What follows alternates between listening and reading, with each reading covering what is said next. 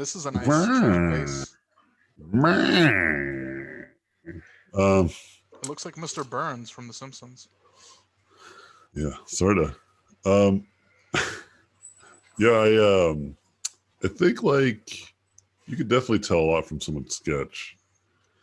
Usually for me, when looking at somebody's sketch, it demonstrates their ability um, in terms of confidence, Okay. right? Yeah, and in terms of like you should look like you enjoy drawing. Um, I think that that premise is an obvious one, but it's not a oh okay. It's not a good premise for people who are starting out. Okay. I think because it has this false narrative of like you should just be enjoying the process the whole time, right? And I think on Mhm. paper that makes sense, and that's why I think people subscribe to it. But here's the problem that I find, and I usually push back on this type of thing that Feng Zhu says because it's really hardcore parkour. Um, is that sometimes people don't feel good, like because when you're learning something new and it's an incredible challenge, like it's hard to kind of enjoy it, right? Mm. And Okay. I find that when people that start to kind of get better and try to, like, let's say, learn anatomy or perspective or whatever, and it's not coming easy and they're not enjoying it, um, they feel like there's something wrong with them. Because Feng Zhu and other people seem like they're having a great time and you're not. You know what I mean? Okay. Where I'm like, I'm on the position of like, let's set some goals, and then that should determine what you should be doing, regardless of how you feel. Right? Okay. Like, do you want to be a concept artist? Like, as you've been exploring it, you enjoy it. You really think that this is your career path. You know, Hmm. then you need to start to eat your art vegetables. You know what I mean? Like, nobody necessarily likes just eating broccoli. You know, Right. but you should, right? You should be eating your vegetables. Like, nobody just eats like kale. But we've been desensitized, right? Like, we have all sorts of food, all sorts of access that's warped our perception of taste. When you look at like third world countries or countries that don't have access to all of these delicious foods, I remember these chocolate farmers, like these cocoa farmers, tasted chocolate for the first time, like actually Hershey's or something. They're surprised. They're just like, holy crap! Like it's so sweet because like pure chocolate is actually very bitter, you know. Right. Hmm. And so we're used to not having the bitter. This is why I believe, especially in Western cultures and societies, wealthier societies, we're a bunch of babies. We're really spoiled. Um, you know what I mean? Like everyone's kind of upset about everything, Definitely. and what I'm trying to get across is that like we need to kind of realign the hardened aspect of it a bit more, and appreciate it, not necessarily discourage it, or better yet, like frame it other than what it is. It's hard. Like if you start to tell people that it's supposed to be fun, it's supposed to be enjoyable, uh, then anytime that it's not, they get really turned off by it. And Oh, that explains a lot then. yeah, but if you're like, what are your goals?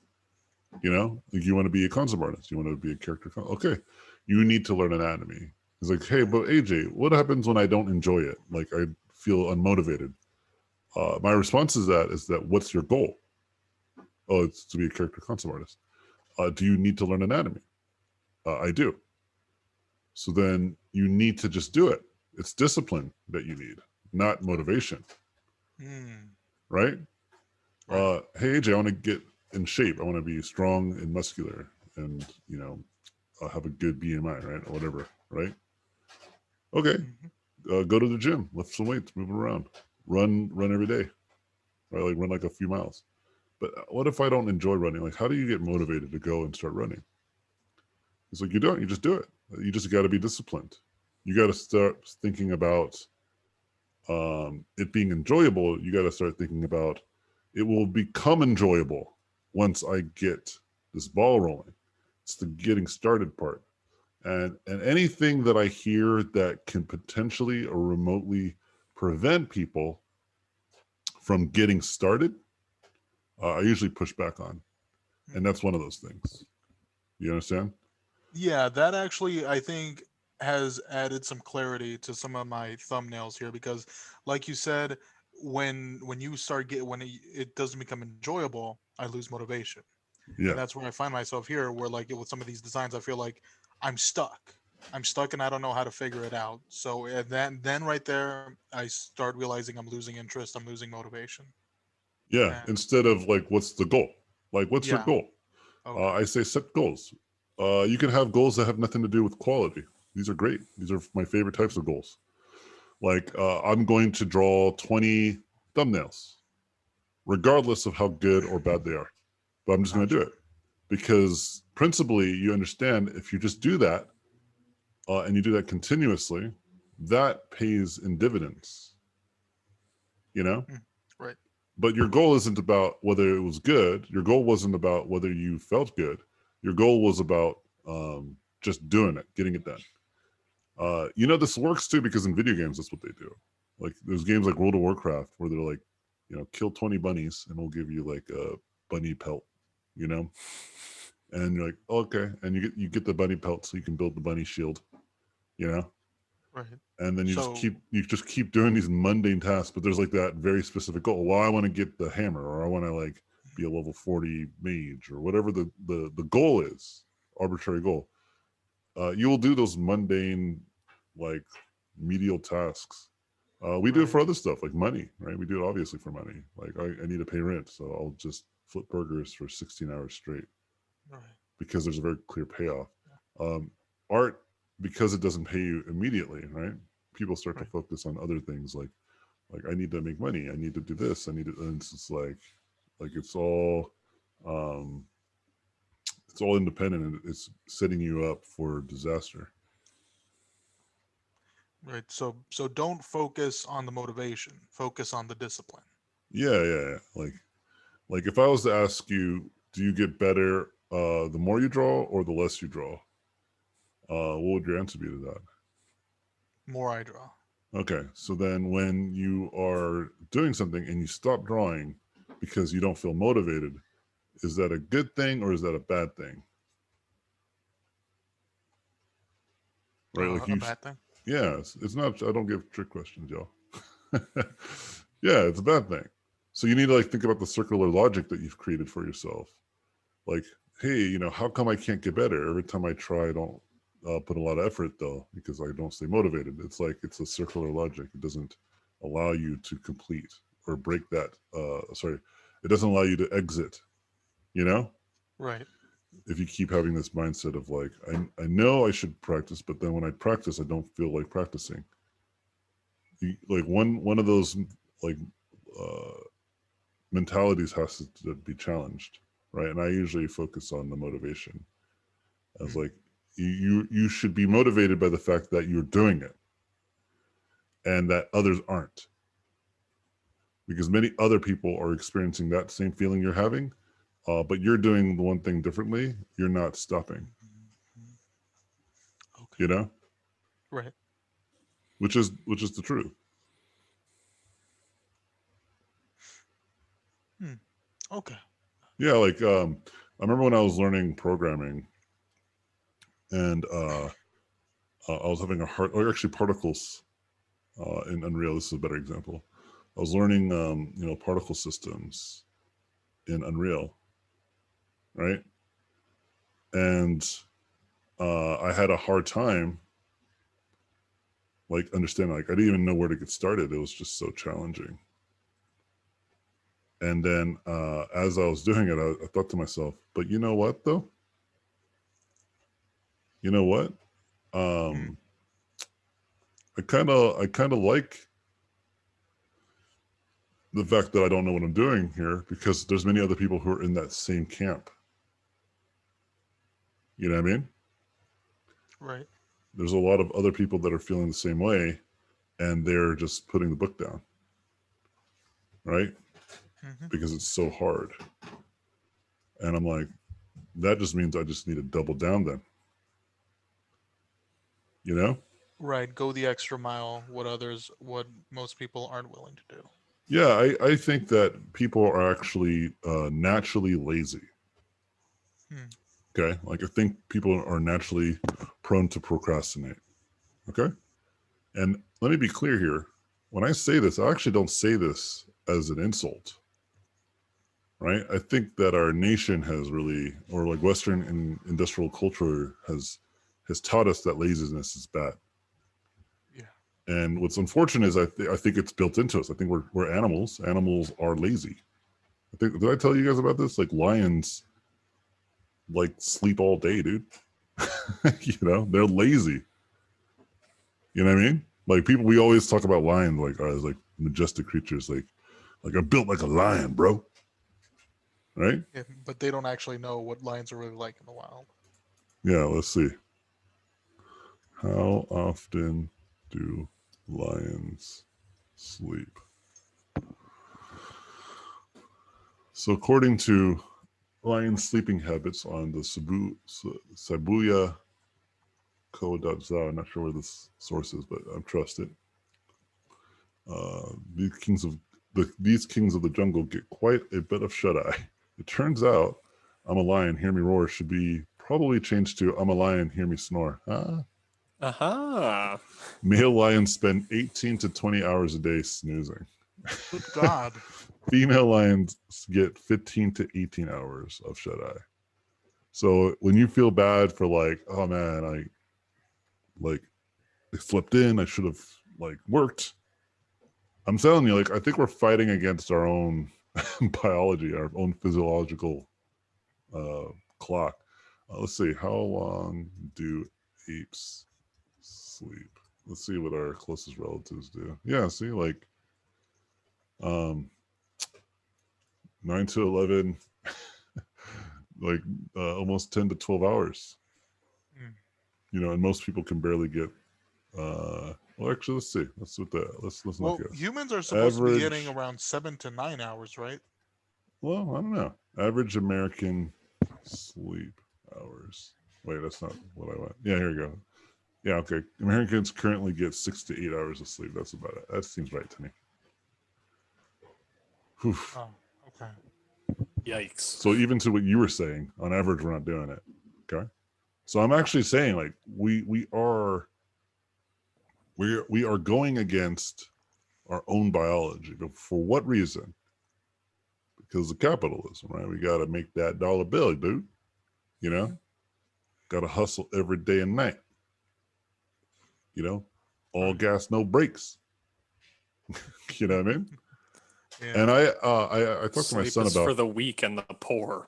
yeah, I talked to my son about this because he's going through some existential stuff, and I told him, I was like, I feel you, and it's like, but the reason why you're feeling this way is because you're not playing the game. He's like, and these are the rules of the game, what I'm telling you guys right now, right? And I told him, but I follow it. I caveat with, I also don't like the game. Like, I want you to know, I don't like the game. Like, I don't want to play. But I've just been like thrown into it. I was born here. I didn't choose to be born in America. I am thankful for all of the things that happened, and what life I could have had that could have been worse. There are things to be very grateful for, but there's also things to be critical of, for sure. And the Mm. very thing that I'm critical of is of this kind of mentality. I actually try to get my students to become really smart about this, so that when they pursue their careers, they can do it modestly and find complacency sooner. Okay, I want you to be complacent, but in a place where you can adjust accordingly when things hit the fan. Be prepared, right? Right. Um, and so this is part of it. Like, if you put in those extra hours, you put in that consistent work, you'll get there. But I also think that you can do it without having to spend 7 to 8 hours every day. You can do it if you're smart. You can spend minimum, from what I've saw and researched, uh, in my own personal experience, you can spend up to 4 hours a day and be just fine. Learn a skill pretty well. I remember you said something. I don't know if it was in one of the classes or in one of your Adobe Max meetings, where you stated that when it comes to like drawing anatomy, Hmm. try to do it no more than like 10 to 20 minutes a day, because that's like you find that the less time you spend on it, the more like your brain is able to, observe that information. But if you're spending more than 20 minutes on it, you're overthinking, and you're not giving your brain enough time to process like the I think it's information just, it's giving yeah, I right don't back. know if that's exactly what I said. It might have been more that you should test yourself. Test So, yourself. for Okay. instance, you should study maybe like an hour. An hour or something like that. It was like, yeah. Yeah, but then you should put all your notes away. You should hide all your studies, and then you should try to do a 10 to 15 minute study to see what you've actually learned. That's probably more along the lines of what I said. Yeah, that sounds about right there. You know, Cool. right? Like you should study, and then the studies should be short. The studies should be stored. Okay. I'm sorry. Sure. I'm so sorry. The tests. The The tests. tests should be short. Like you should be Okay. challenging what you've learned, if you learned anything. Okay. Does it make sense? Yeah, absolutely. Yeah, because I find that um, people tend not to study, Yeah. you know, and then they don't test themselves Hmm. flat Okay. right after. That's usually the big problem that I find people dealing with. Okay. Oh, nice. You know what I mean? Yeah, absolutely.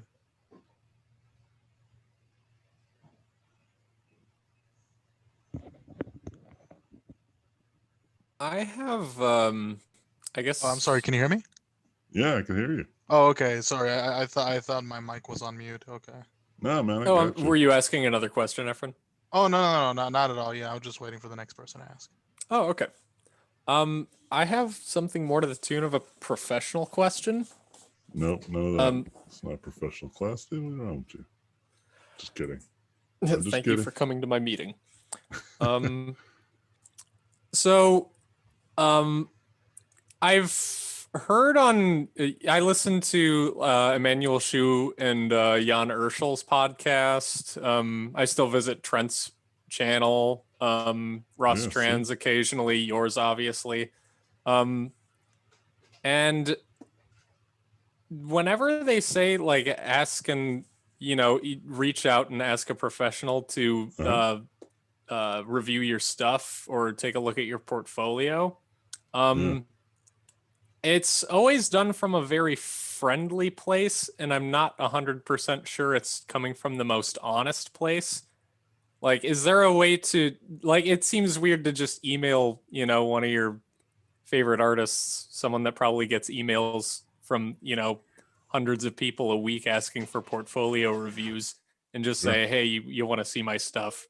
Like, Yeah. I'm not 100% sure.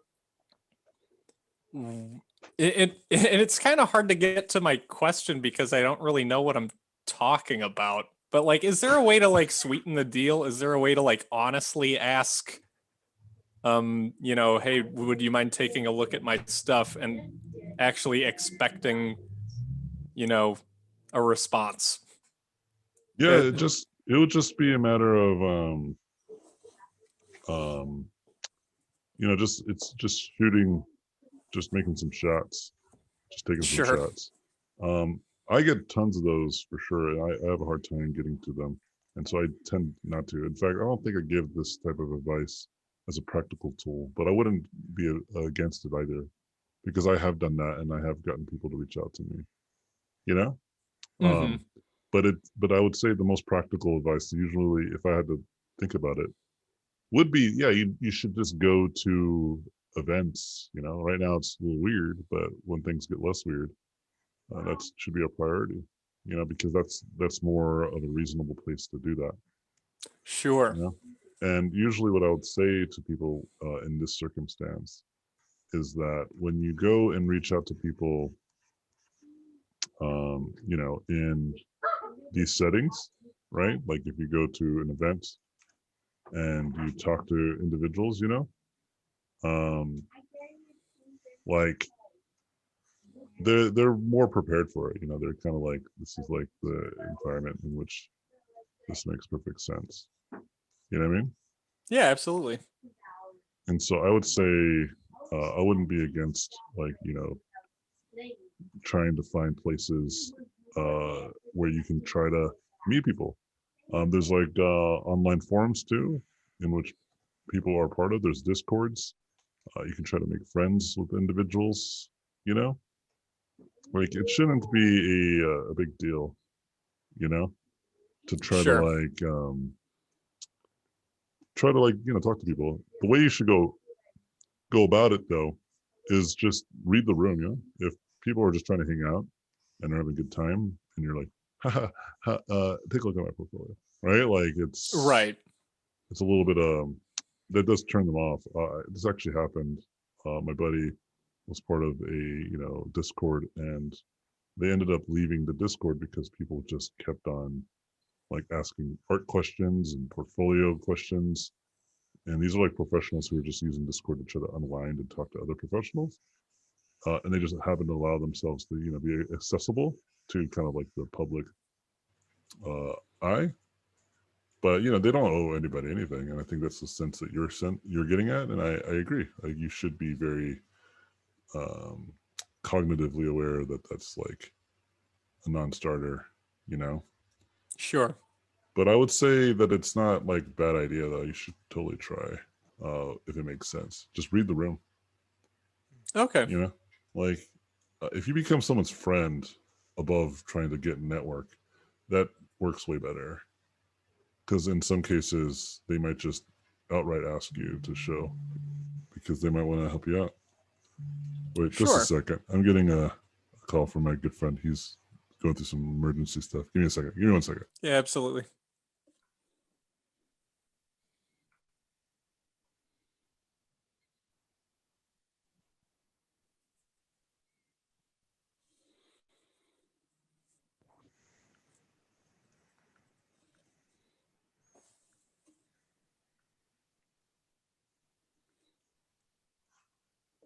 Yeah. Do you guys have any luck with reaching out to people for portfolio reviews? Because I have not struck oil yet.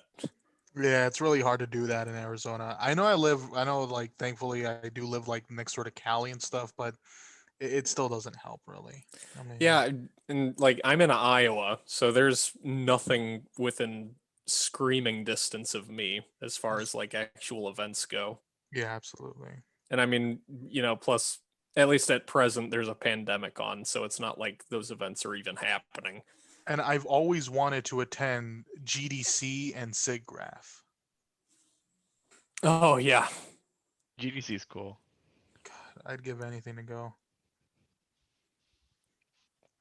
Have you Yeah, guys heard of SIGGRAPH? SIGGRAPH, no. It's basically a convention for all 3D softwares and new features for render engines, from Octane to no, not Maya, Arnold, Redshift, and so on. It's more leaning towards 3D software than anything else, and Oh, virtual cool. All right, I'm VR. back. VR. Hey. Wait, where's the? Okay, Yeah. so hold on. Let me save this to the desktop. But yeah. Like I always talk whenever I talk about networking, it should just always be coming from the perspective of trying to make a friend, versus trying to get a job. It's just a Sure. better strategy, ultimately. You know? You feel me? Yeah, totally Um, follow that. to add to that, Anthony, what about when it comes to like attending conventions like SIGGRAPH or GDC? Yeah, it's the same deal. You know, just try to be friendly, you know? I Mm, think again people get way too caught up in like the, you know, the nervousness of meeting somebody they admire. Just be friendly, you know? Try to like make friends with them, not try to like push them to answer your questions and to solve your problems right there and then, you know? mm. And I think people respond very well to that. Have, have you had any problems like that, Anthony? Like people trying to, you know, they see your art, they think that you're like this god being, and Sure. they get nervous and Yeah, all the time. But it goes away real quick once I start talking to them. I'm very, very likable and very, very charming individual in person. I like to help people out, you know, Mm. and how, so I am not. I would say I'm not the standard. I'm an outlier. I don't think most artists are like this, but they shouldn't have to be. It's just yeah. how I am, right? And so usually people, it goes from uh, like, oh, God tier AJ to, oh, you know, he's one of us, dude. You know, because it's true. I am. I think the reason why people do actually, get very nervous and kind of trembly and with the first encounter is because they look at you like as if you were a celebrity, Yeah, Yeah, sure. exactly. That's how they feel like with any artist. Because I know I would feel that way if I met somebody like Feng Zhu. I would definitely be like that. I'd be very nervous to like even be presenting any of my work to him. Yeah, totally. But at the end of the day, we're all we're still human. Like nobody's gonna be like snobby or anything like that about it or anything like that.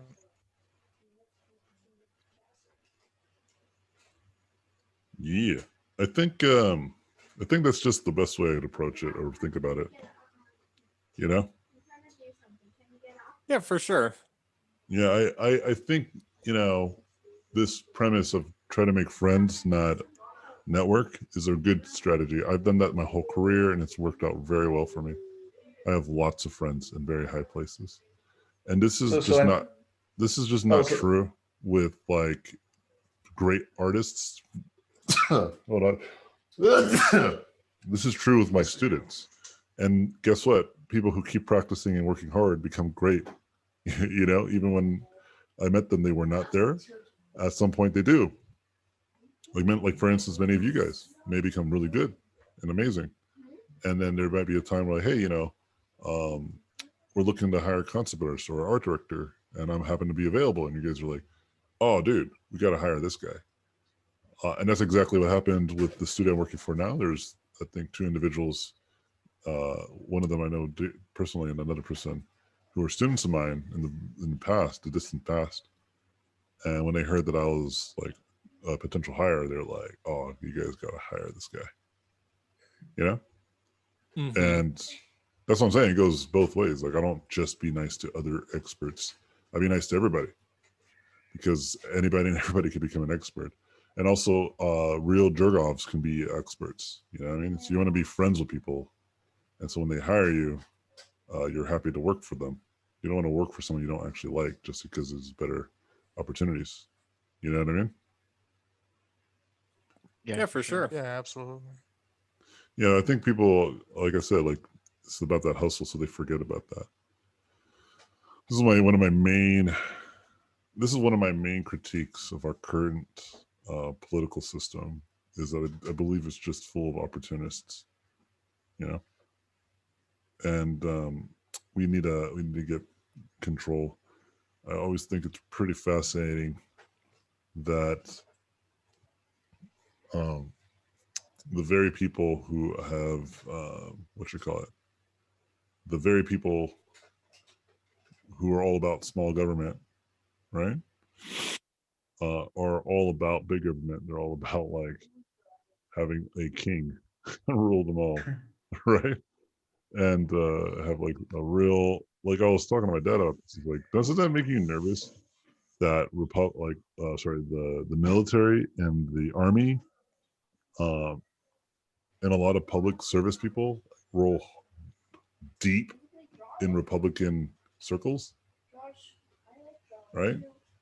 Like my friend, he works in the military, and he's like, "I'm going to vote for Trump," and I was like, "Cool, man."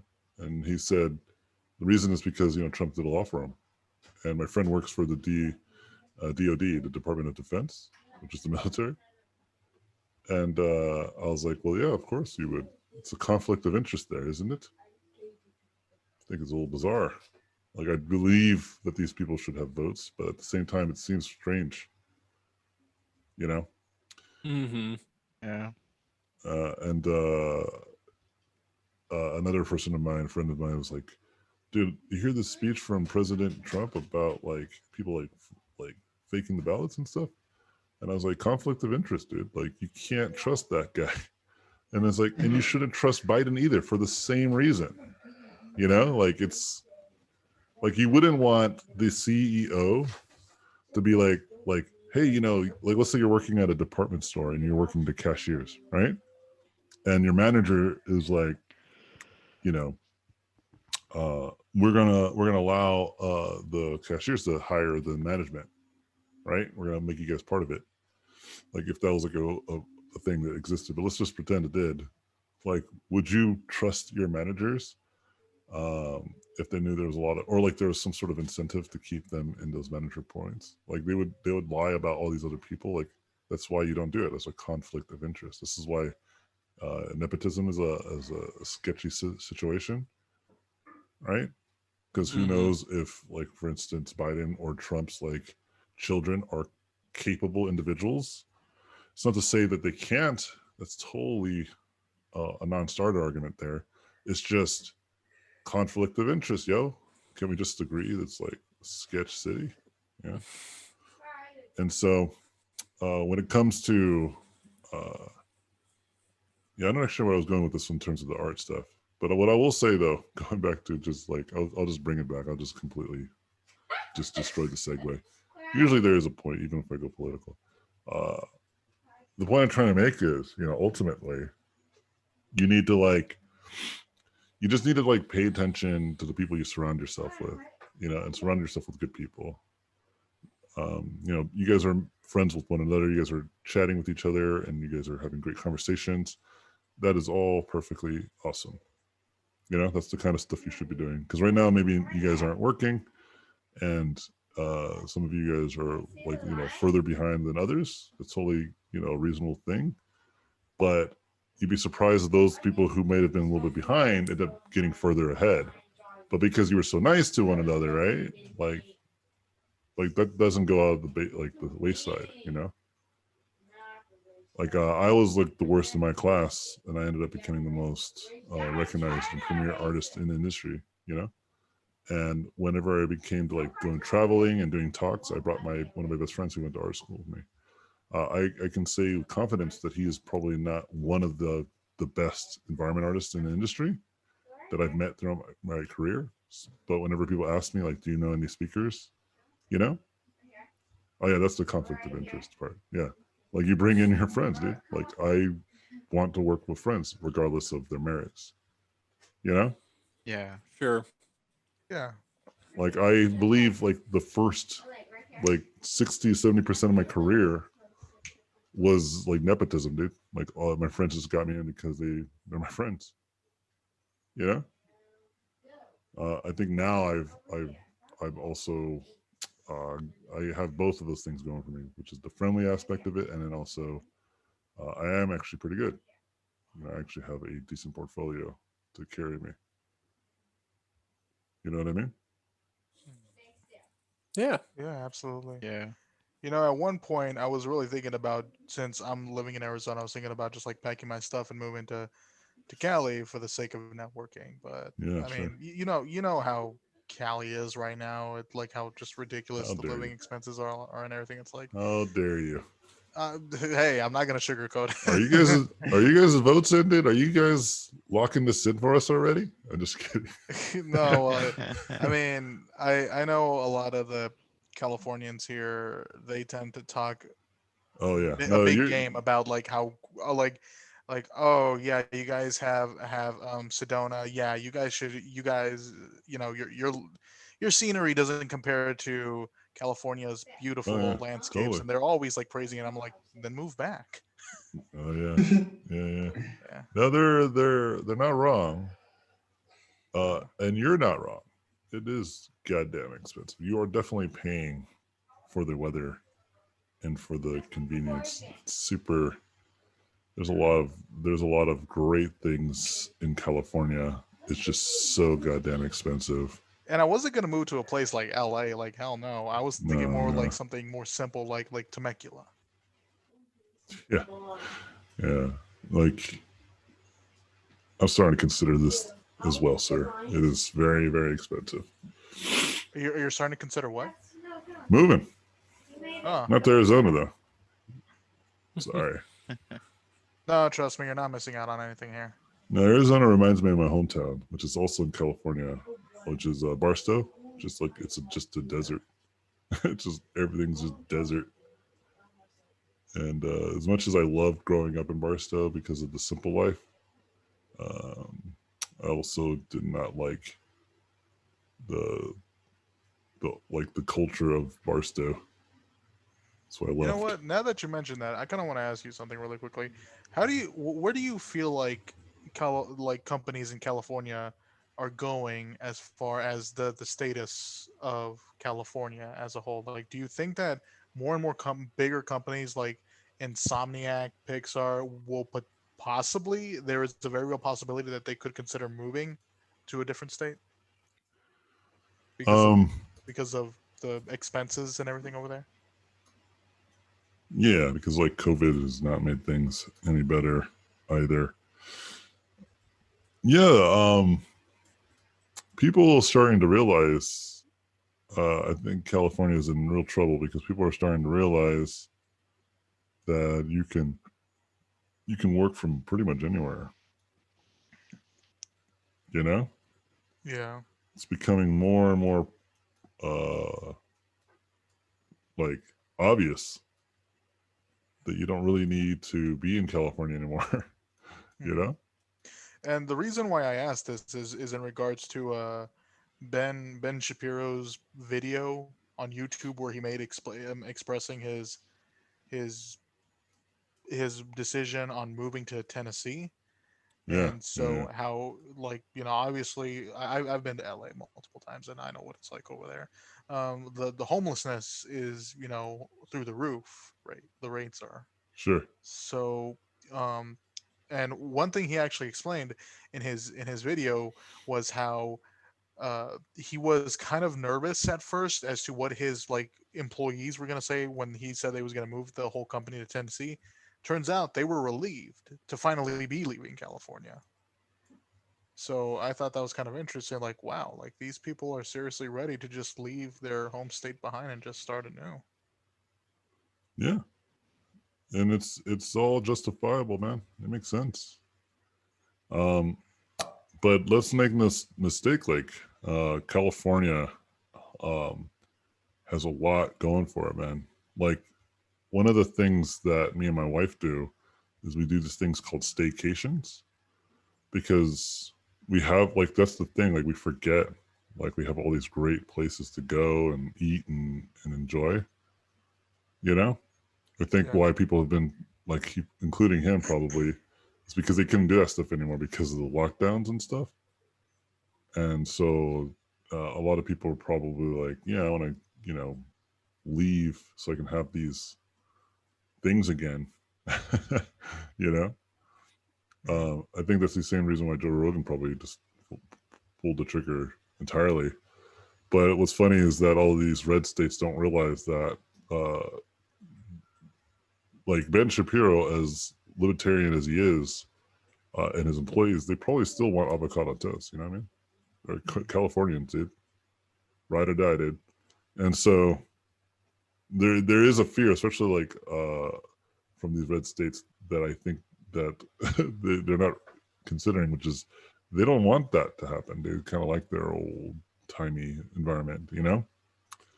But that's just kind of the nature of it. When you start to bring industries into your communities, you start to get more avocado toast, you start to get more yoga classes, you start to get more culture, you know, diversity, and then ultimately homelessness, because it would be like all the places become unaffordable to live.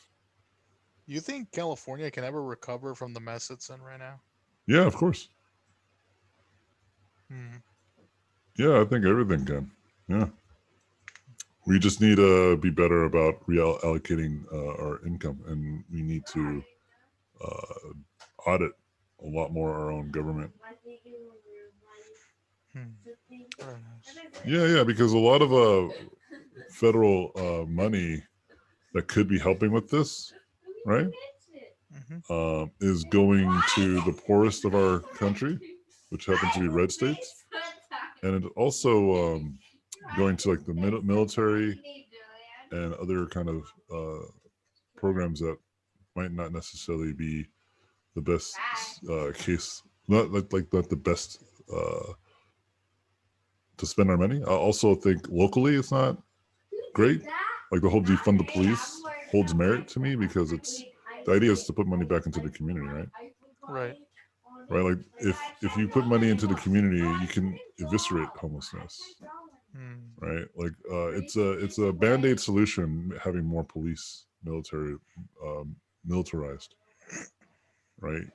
Like Right. if you just like eliminate crime in general, or if you want to eliminate crime in general, you need to make people not want to commit crime.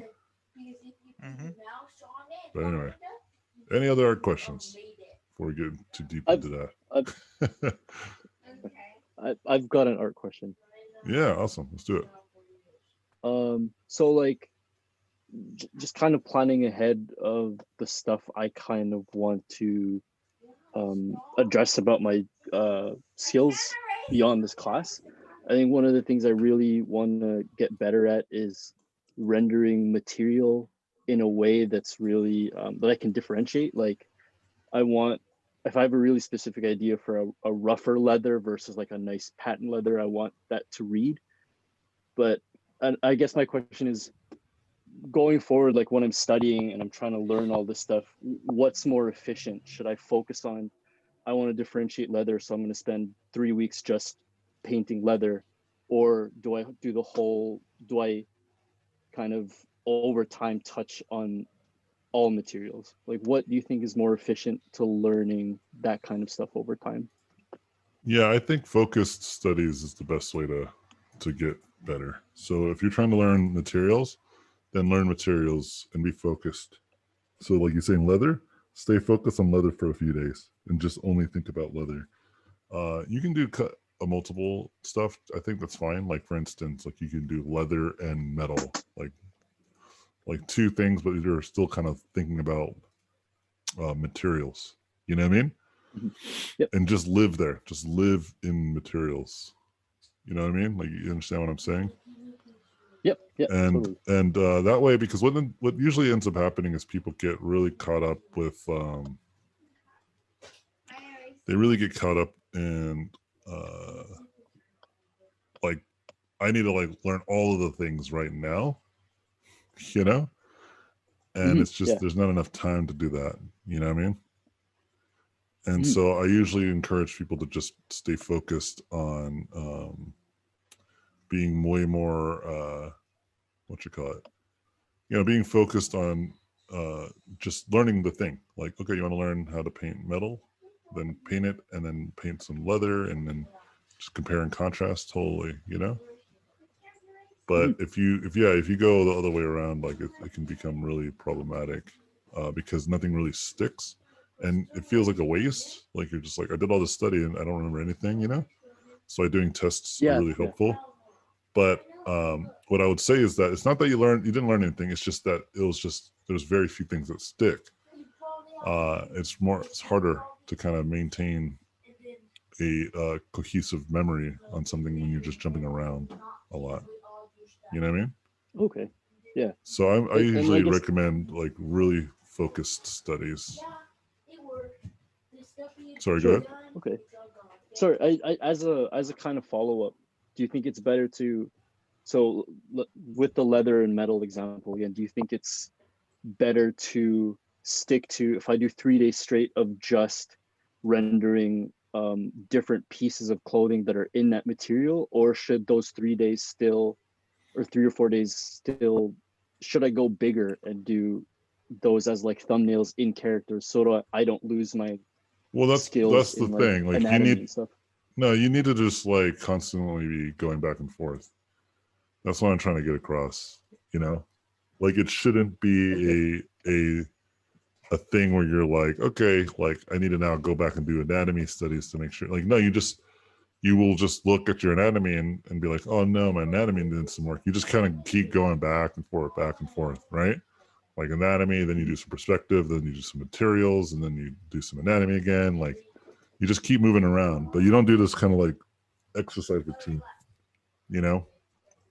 Okay. You do more of like a regiment focused on isolating stuff, and at some point you will get to the or at some moment you will get to a point where you can do like multiple things in terms of just sharpening your skill, but that will probably just be the product of you just doing concept art, right? Where you're practicing all of them Okay. at the same time. But at that point, you'll be more skilled. You know? Yeah. Cool. Awesome. That's it. Thanks. That Yeah, makes sense. absolutely. I have a tangentially related question. Go for it. So I guess just with regards to focus. So I'm going to use the work that I submitted today as an example. It seems self-serving, but I think it's pretty applicable. So I had my, big beefy armored demon juggernaut guy, and then I had my light fluffy weird creature angel.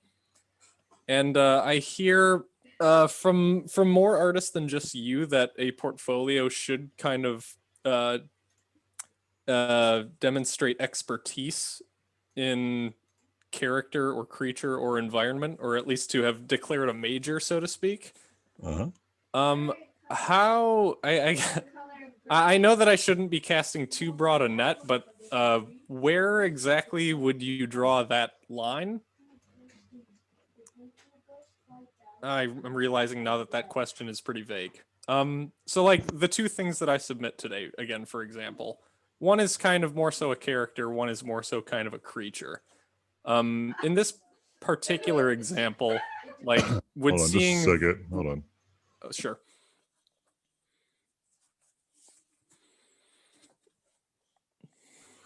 Sorry, go ahead. Would just for literally illustration's sake, would the two things that I submit today, would those two side to side in the same portfolio look like are they from two wildly different camps? No. It's like thematically the same. Okay. Gotcha. I guess I guess that's kind of another way to phrase the question is I guess how exactly do you group those umbrellas for when you're declaring a major or a specialty? What do you think? I suppose at the end of the day, it's just what I feel comfortable with. Yeah, and one thing I that guess I that's always the tell umbrella, people, huh? well, the reason is just skill, man. Like you just want to be good. If you're dividing your time all over the place, it's hard to get good. So let's do an experiment. I'm just gonna grab a series of really high quality images on ArtStation's front page. Okay. I am trying to find images. As one is wont to do. Yeah, I'm just trying to find a range. I'm trying to find artists I don't really know either. Okay. So, okay, here we go. So if we go here, is this a shocker? When we clicked on this image and we were presented with more of the same. We were hoping to see that, right? Right. Okay. So I clicked on this again, hoping to see more mechanical pieces, right? When I clicked on this, hoping to see what? Stylized characters, right? When I clicked on this, looking to find environment art. Looks like there's some character stuff here too. It looks like this guy watches a lot of Learn Squared videos. Oh man, this guy's got tons of great stuff. But you see my point? Like, Yes, I do. so when they say you should specialize, it's because you should. Like, if you even look at your own references and your own inspired artists, right? We were talking about Leyendecker, right? Did Leyendecker do mech designs? No, right? It would have been sweet. It would But have no. been, but you didn't. But you see, kind of where like this is something that you can just look for yourself. You don't even have to like guess, and even the ones that are out there that can do multiple stuff, like there's plenty, right? Sure. But they are heavily experienced individuals as well. Mm-hmm. You know what I mean? Like they've Right. been in this industry for quite a long time. You know what I mean? Okay. And so they've had time to practice new stuff, you know? Right. Where you're just still trying to get going. So it's kind of, you don't want to like all of a sudden learn all these different things. Like, yeah, stick to character stuff. Right. And I believe all that you've done for this class is character stuff. You're doing it. You're doing it, dude. Sweet. Yeah. Just, you know, where that comes from, like that kind of question, it's just, you know, from, you know, it's just a bit of fear, a bit of insecurity, right? And it's all, I mean, it's all reasonable, you know, it's totally reasonable. But that's why you should trust us, you know, the people that are telling you, yeah, you should specialize, because it allows you to get good faster at that thing. And then once you've kind of gotten there, it's up to you to divide and conquer if you like, or just stay there and just get even better, right? It's up to you. sure. That makes sense. Yeah, I mean, my question was, you're absolutely right. I am very much kind of weighting the question from an employability standpoint, Yeah, because totally. yeah, I mean, I know that it can't really be rushed and that I just kind of, it'll happen when I'm good enough, but Yeah. Do you guys anything, I'm looking to nudge myself there a little faster. Yeah, listen, did I tell you guys about how like there is like no job in between, like studios that are just like hiring mid-tier level artists, right? It's either you work for like smaller indie studios or you work for the big guns. There's very few like double A studios, you know? Like there's like the indies and then there's the triple A, and there's very few like what I like to call double A studios, right? Yeah. And I don't think you touched on this point yet. okay, so what I'm trying to get at is that, like, you know, when people are like because when you're getting good at art in your career and building your portfolio, it is very linear, right? Like it's like a slow step to glory. But when you're in that middle ground where you feel like you're a little bit better than, you know, your average bear, so you feel like you should be working in a higher tier, but all the jobs that are available are like low tier jobs, right? And then all the other jobs that are available are high tier jobs. It just feels weird, right? Like you're in limbo.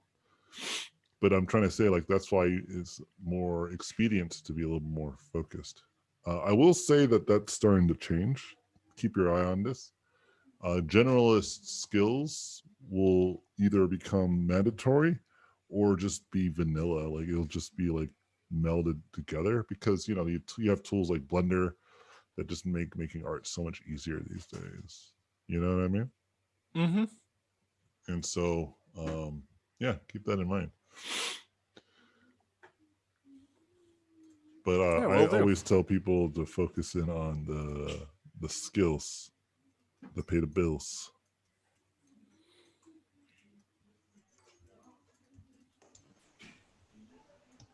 Hey, Anthony. How do you feel about opening up an Wait, actual? hold on. Someone else has a question that I think we haven't heard from. Yeah. Oh, this okay. one. So because of I can't really necessarily move to a place Well, that has a you bunch of can't make it studios. then. No, I'm just kidding. Sorry. I've kind of changed my career path to focus more on illustration, and I mean, eventually I would like to be able to do both. I've seen many professional artists be able Wait, to hold balance on. both. Before you get into that, what do you want to do though? Like It's outside of kind of jobs, location, right? I'm talking Yeah, about like what would you want to do? I do want to do illustration, fantasy illustration. Okay, then you should start doing fantasy illustration, my dude. I know, but at the same time, I do also want to do character design. It's a little tough for me to choose because I love them both. Yeah, But you I should decided pick one, that though, I for will. sure. Yeah, I decided I will focus on fantasy illustration. Awesome. But my question lies in, I know you've talked about salary for concept artists, and you gave ranges and stuff. But I feel like it's very hard to find that information when it comes to like illustration and freelance. And I wanted to know if you have any suggestions on how to go about finding that. It's a little. I tried Google. Google doesn't really help too much. Or I What get did you posts Google? from for example, Googling like how much would an MTG artist normally get paid, or Sure, let's do it. would the artist would I have to determine that, or does Magic the Gathering determine whether or not, Magic the Gathering. or Wizards determine the budget? Yeah, how much does a Magic the Gathering illustrator get paid? Julia, go downstairs and change your pajamas. All right, here we go. Yeah, just go Illustration jobs. Who pays illustrators and how and much? Okay, let's get into it. The New Republic pays $200 to $250 spot illustration. This is 2016. I don't know what that is. Harvard Business Review. Oh, I see. These are like magazines and shit. BuzzFeed. Cool. The Lifted Brow. $75 to $100 Australian. The fuck, dude? Ladybug. Jerry Magazine. Vice. Harper Collins. Whoa, dude. Get up on that Harper Collins illustrations, bro. Get up on that, dude. 350 Moroccan dirhams? Is that what I I said? saw the Magic the Gathering. I'm looking for it. Oh, here we go. Time? Is this time? This is not time. This is That doesn't look like time. Oh, here we go. Magic the okay. Gathering. We're going backwards. I see. This is not good. The format needs to format. It's grid, because that's like obviously like this looks like the time. I wish. Yeah, Jason Chan, dude. That's the guy that told me to control my edges. Yeah, 400 to 600. I think when I was doing card illustrations, I was getting paid 750. So this is close, but I would say it's still a little bit of a lie. It seems pretty low, in my opinion. More established artists report having been paid $1,200 to $1,300. See, there you go. Yeah. That's what your Ian. That's probably what your Ian McCaig is making. Yeah, it's only low if you're slow, right? Think about it this way: if it takes you 13 hours to do an illustration, these cards are only 2 by 3 inches, right?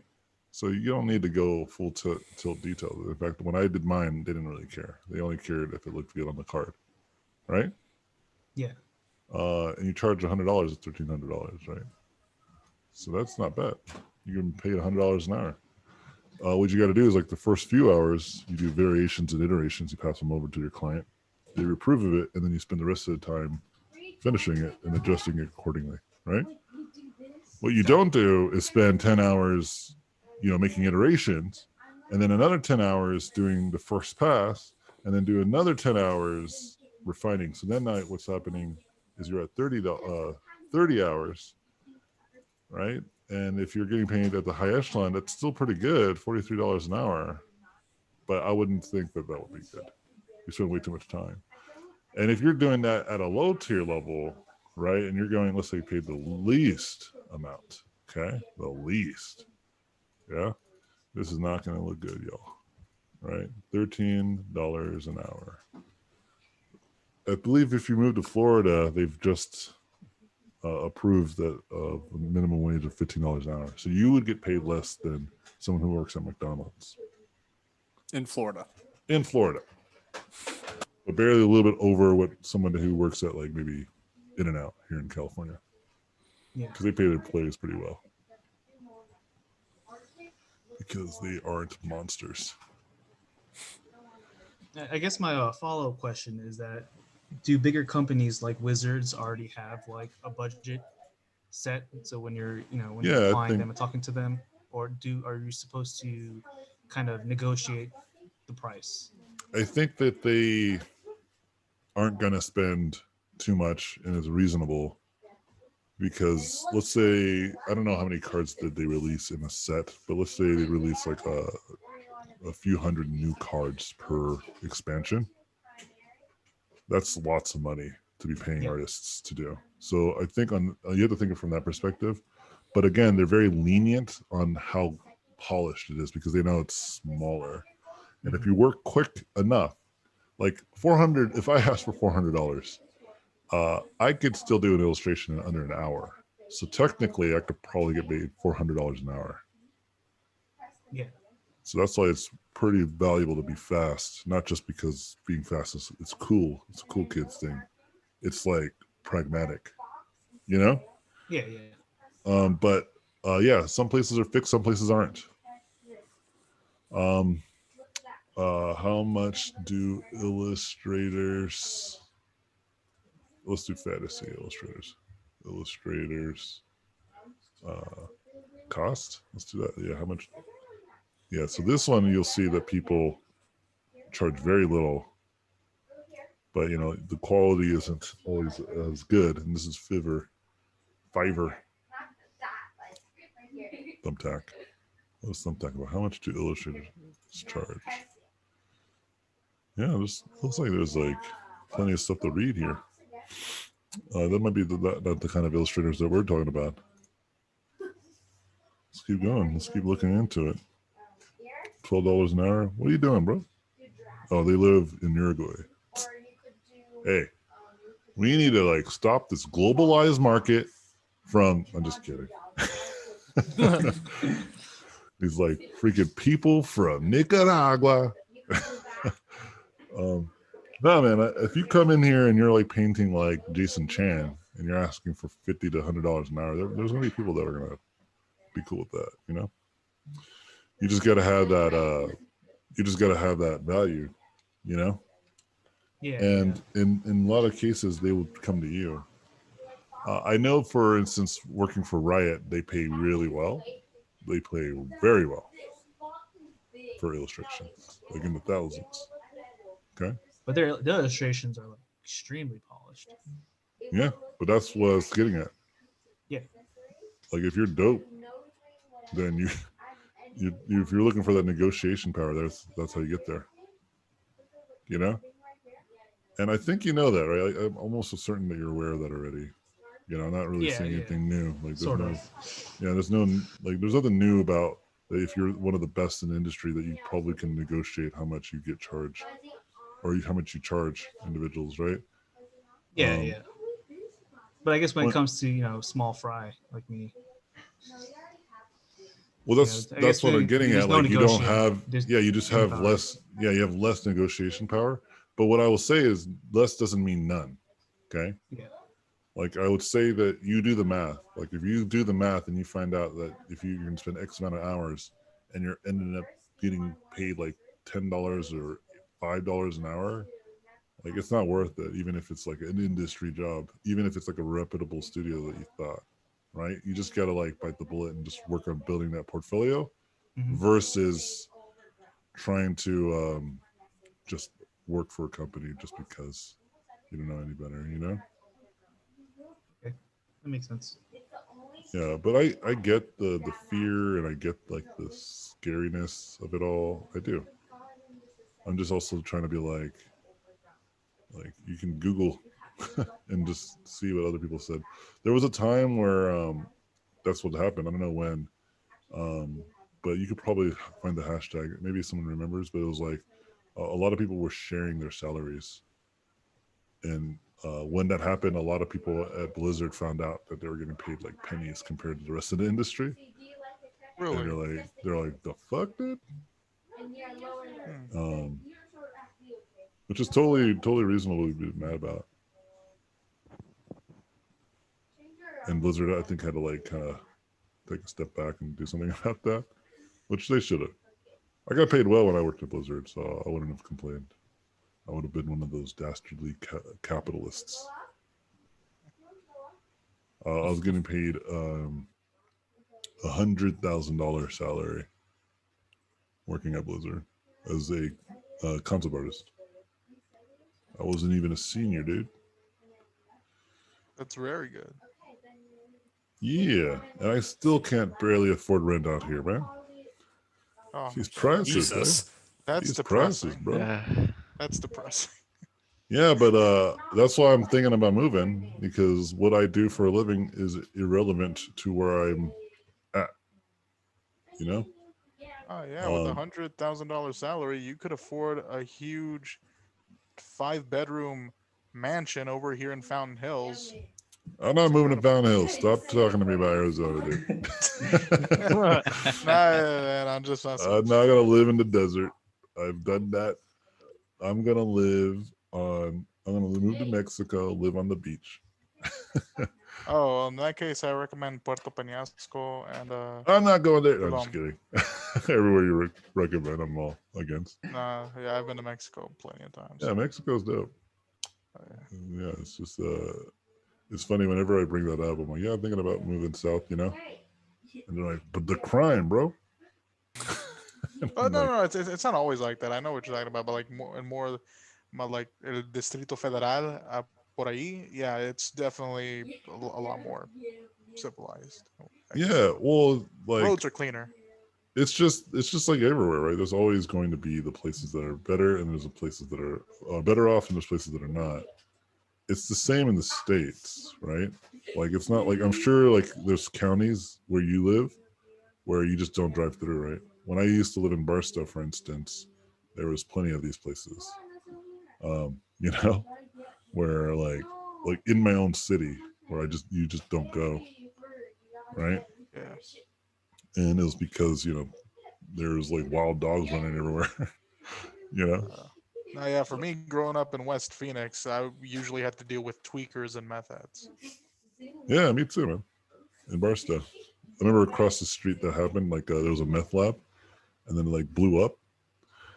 And then, yeah, it blew up and I was so pissed because I had to like walk around it.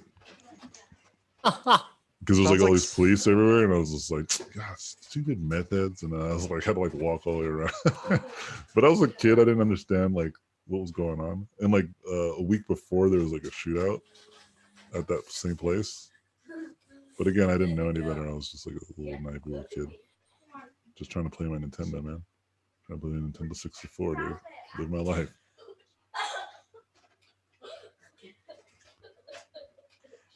I was gonna say, did you ever get a?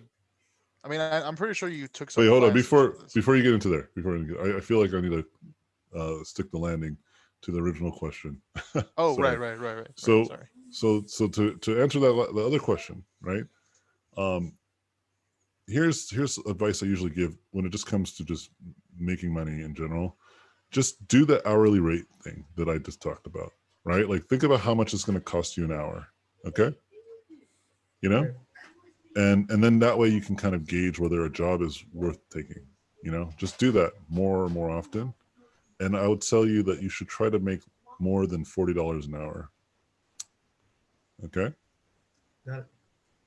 That's a good metric. And if you want to take a job and you're like, it's going to only take me like, it's going to have to take me like 10 hours, but they're only going to charge me what appears to be like 4 hours worth of work. You just got to be upfront and be like, I'm going to do this much work, you know, because that's like, it's just too much money or it's too much time, you know, for me to be really caught up in this stuff. You know what I mean? Like I need to feel that I have, I'm getting paid for for the work I'm doing, you know. And if they're like, all right, well, F you, we're gonna find somebody else. You know, that's fine. You just got to deal with it. Like I tell people, it's actually better to like work on yourself and your portfolio than just to do a job. And just to kind of end this, and I'll go back to the discussion we were about to get into. I had a job that I took, and I ended up spending like several months on it, and they only paid me like $700. So I did like the math. I was like getting paid like 25 cents an hour in total. It's terrible. Yeah, but I didn't know any better. That's why I'm telling you, so you don't make that mistake. And if it looks low and you're like, oh man, it's low money, then it's just more evidence to become a badass, so you can avoid that. That's why I'm saying it's better to just spend your time there and build more portfolio pieces and hope to get new opportunities. Yeah.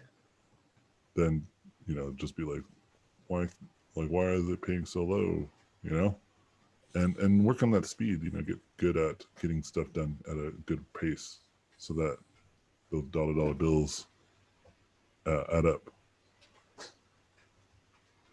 I think. Yeah, of course. So basically, when you're first starting off on your first job, you want to focus on the experience, not the money, right? No. Oh. It's like the opposite of what I was saying. Were you joking?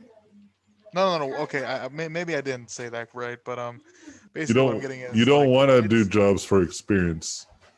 They won't pay you well, and you might not even be able to share that work. What I'm saying is it's better to spend your time working on yourself, which is gaining more experience on your own time, making your own work at your own pace. And then when you're done, you can share it online, and hopefully get more opportunities. Versus like working on 7 months for like quarters. Right. And to this day, I don't think I could show any of that stuff. Maybe now. It's been a while. I have never seen them make the project. I haven't seen the movie. So I don't think they followed through. But I didn't know any better. A lot of these people on Fiverr, for instance, that's what they're doing right now. They're making a bunch of mistakes, charging so little.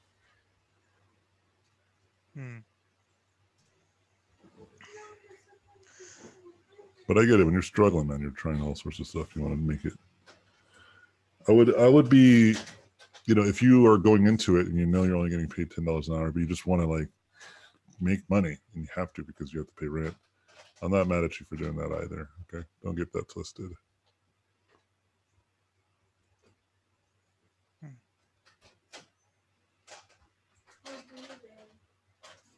Any other questions? I actually have a question. Cool. Yeah. I guess this is a bit of a segment off of what's, I guess, balancing. While you're making your own work and building everything up versus outside work that isn't related to your artwork, and just I don't know if it falls into like too much of a difficult question, but like I guess the way to find a balance between all of it, because I guess that's sort of like a difficult thing I'm trying to manage right now. What, to do personal work and professional stuff?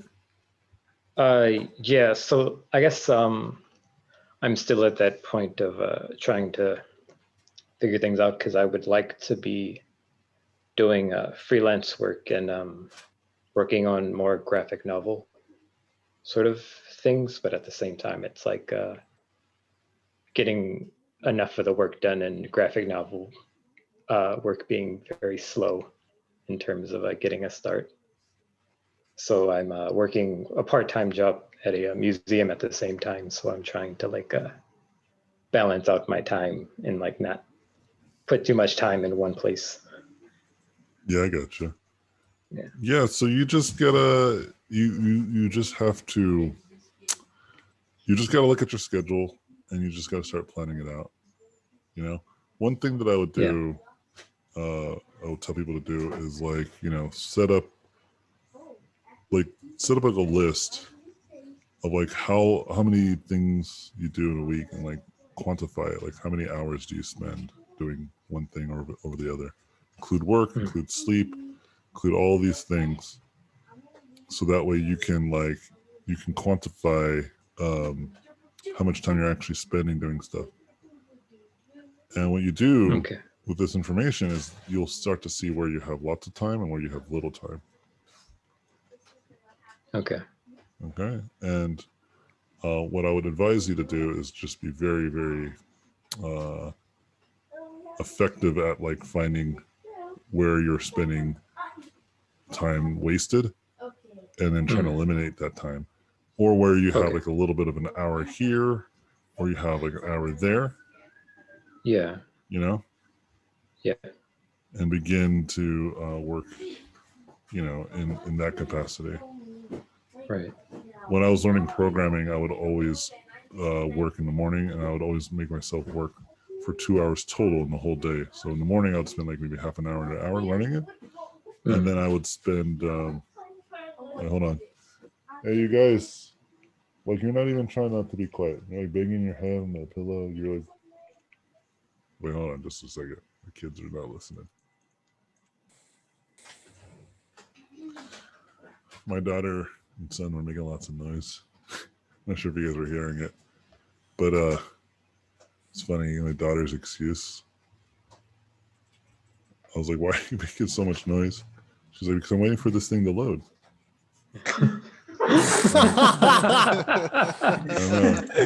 What a real. Oh, that's. And so... I was like, you do realize I don't care. Like, I asked you guys to be quiet, and then she's trying to like act like she got me with like, well, I'm waiting for things to load. That's why I make lots of noise and disrupt your class. Like, what the heck? Makes perfect sense. Yeah. Oh well, shit! You got me there. Yeah. She does this a lot, where she does something wrong, and I'm like, "Why?" And then she'll just say, "Well, because of this," and it's like not a valid excuse of any kind. It's getting annoying. Anyway, I can take one more question, and I'm gonna let you guys go, so then my kids can be loud. It's fine. It's the weekend.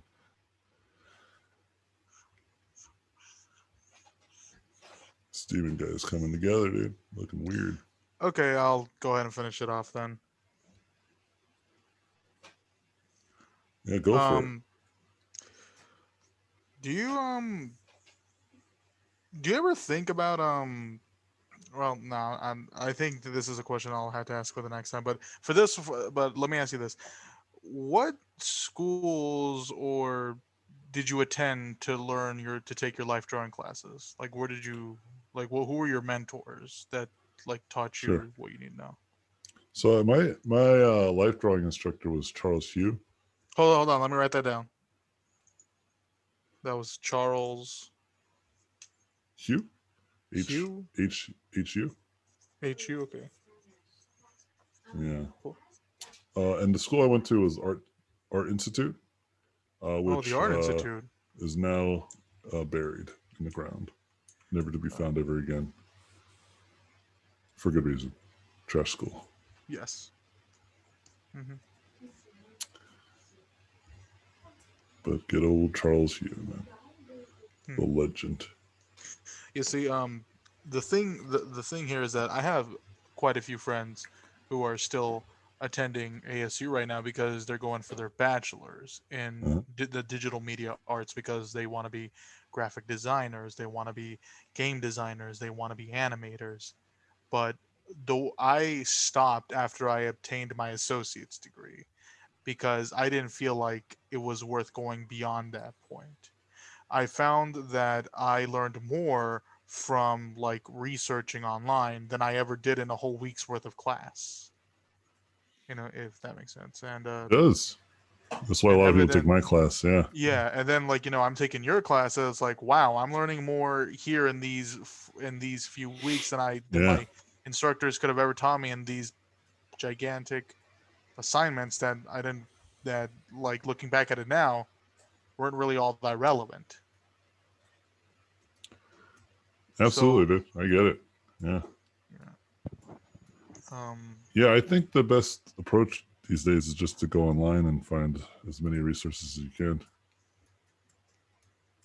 Because I mean, I'm not sure if this is true or not, but I really, really don't feel like studios are gonna give a damn about my degree. They don't. Yeah, that's what I feel like, and that's kind of like something I want to like tell my friends too. Like, guys, like, you got to know when to say enough is enough, and you just gotta go off of what you have instead of because you're just piling up that student loan.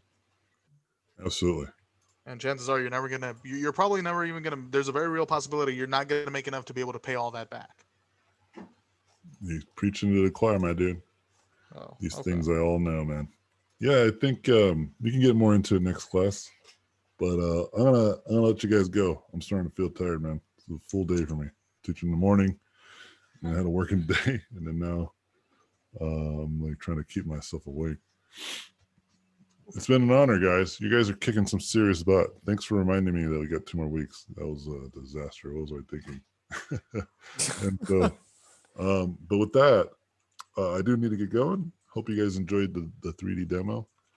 Yeah. And I'm going to get out of here, guys. Have a good one. Cheers. Yep, good night. Yeah, Bye. later, guys. Good night. Cheers, friends. Thank you for watching this video. I appreciate it. Please subscribe to watch more in the future. If you liked the video, I would appreciate a thumbs up. If you like this content, you can go to my website, robotpencil.net, where you can find mentorships, tutorials, and a Patreon to get more exclusive content. Thanks again, and I'll see you guys in my next videos.